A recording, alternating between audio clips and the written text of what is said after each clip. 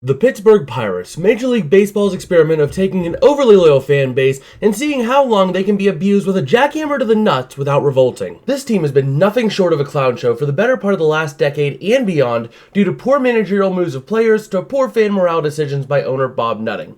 If you've seen my recent video on this topic, you can see how the Pirates still managed to put butts in seats to make money off of the live games apart from the MLB subsidies and other team deals. But wait, stop. Before you click away from this video seeing it as a part 2, you do not need to have seen the first video to enjoy this one. However, I do highly recommend it, so link will be on the end screen. Watch it after this video if you want. In this video, I'm actually going to take a different approach to the whole situation. I'm going to discuss some solutions that Yin's provided. In the last video, a couple of you guys had a really good set of suggestions as to how we can fix this mess, and I wanted to talk about them a little bit. I want to talk about my two favorite ones, and really talk about my opinions on them. So let's get into it. Now, before I discuss what these two absolutely brilliant commenters suggested, leave your thoughts of how this mess can be cleaned up down in the comments below. I respond to every single comment I get, so go ahead and test me and keep me honest down below. Now, the solution that I see as the most likely fix to this whole situation was by commenter Stephen Pruitt 3285. It might be Steven, correct me if I'm wrong down below, please do. Stefan said, really don't get his endgame with this team, and it's not like it's a small market and MLB would move the team elsewhere for him to reap real estate income, also not helping the overall worth to potential future buyers with his actions. A payroll minimum or floor would force his hand to sell or open the bank and actually spend. And this comment got me thinking. MLB is considering adding a salary floor during CBA negotiations coming up, I think this winter, with the MLBPA. But I don't think a salary floor alone will be the one fix that'll save this team. I think it's a great start, though, absolutely. It's a beautiful start, but there's something else that needs to go with it. If they implement the floor alone, this will help teams in the short term if done right. But my biggest fear is that teams that have infinitely deep pockets, think the Dodgers, the Yankees, they could overinflate contracts and essentially bring us right back to where we are now with everybody making more money, and it's not going to be beneficial. For example, I dove into Shohei Ohtani's contract. Back in 2024, he signed with the Dodgers for a whopping $700 million over the span of 10 years, earning an average of $70 million per year. Now take Mitch Keller, the highest average annual salary for the Pirates at $15.4, give or take, per year.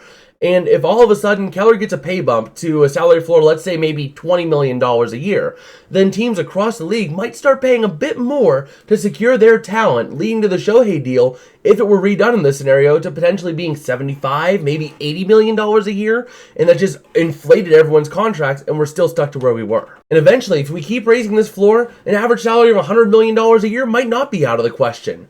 However, implementing a salary floor and a cap would be absolutely perfect. If we set the floor to be slightly above the current spending of the lowest spending team, the Miami Marlins, to set it maybe around $70 million, and set the cap to be the next round number from the highest spending team, so the Dodgers, and set that about $350 million for the cap. And year after year, you slowly increase the floor by a couple million until you have a solid range of about $100 to $150 million from cap to floor range. That way, teams do have to spend money in order to do it, but they are required to spend at least a certain amount to keep them semi-competitive. The only issue with this solution is that it could be near impossible to work out, as the MLBPA has historically been against a salary cap in the strongest way they possibly can be.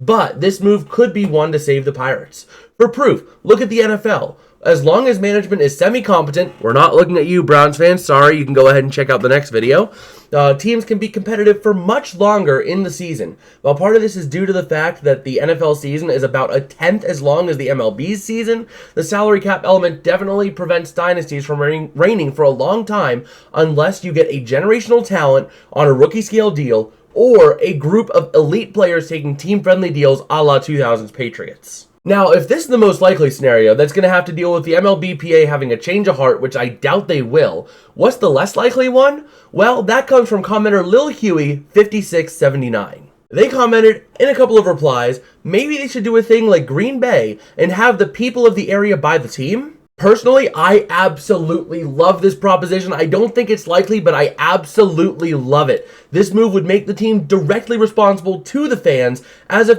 the management group is not doing something the fans like, the fans can just sell the stock, plummeting the value of the team. This forces ownership to try to remain competitive for as long as they want to be profitable and a high-value franchise. Now, while this sounds good, how does it actually play out? Well, fortunately, I have done a lot of legwork to determine the best NFL franchise since 1970.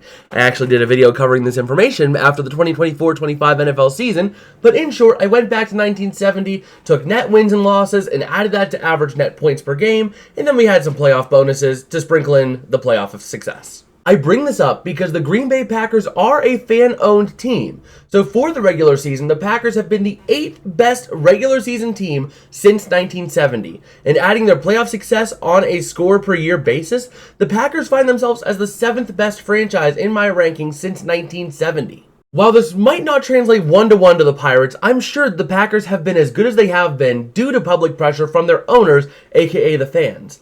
And the interesting part about this, Bob Nutting doesn't even have to sell all of his shares of the team. He could still be a significant owner, but maybe sell off like maybe 50 to 60% of the valuation in shares of the team. That way, Bob Nutting still makes money, but the Pirates ownership has to be responsible to the fans because their performance on field is going to be directly tied to their valuation. Although I still prefer that Bob Nutting has absolutely nothing to do with this team because he has absolutely ruined it, but if we have to keep Bob Nutting, that's our best way to do it. The only reason that this is unlikely in my book is that Bob Nutting will never do this willingly. He would either need to face overwhelming pressure or have MLB step in and force Bob Nutting's hand. And as much as I hope this happens, the MLB doesn't care yet, as the Pirates still make money from the TV deals, merch sales, and game attendance, and all of this funnels partially into the MLB, so they get their share of the money from the team, and they're still making money off the Pirates. The only way that this would ever happen is if we, as a group of fans, boycott the Pirates, even the casual fans. A lot of people brought up that this won't stop the casual fans. We got to get the message out to them. They are part of the reason. I mean, I'm not trying to point the blame finger, but they're part of the reason of going to those shows. We need to, as a group, educate everyone and say that this is the reason the Pirates are sucking, is because we're feeding in to Bob Nutting's system of dangling the shiny thing in front of us. And I called it out in my last video. So, go ahead and check it out if you haven't already. Link will be at the end card, popping up pretty soon. And if you guys did like this video, smashing a like and subscribing does help me on my mission with this channel to help try and make a difference in the Pirates organization. I want to be able to express myself on this channel, but I also have a subplot of trying to make a difference and hopefully use this platform to make the Pirates competitive eventually. So please, share this video with as many people as you can, subscribe to the channel, and huge shout out to Tom Grossi. I'm recording this the day after we got the Grossi raid in Week 1's Thursday Night Football kickoff game, so huge shout out to you guys, and as Doug Bott would say, the grassy passy. But yeah, I guess with that, I'll catch you guys next time. Peace out, and have a good one.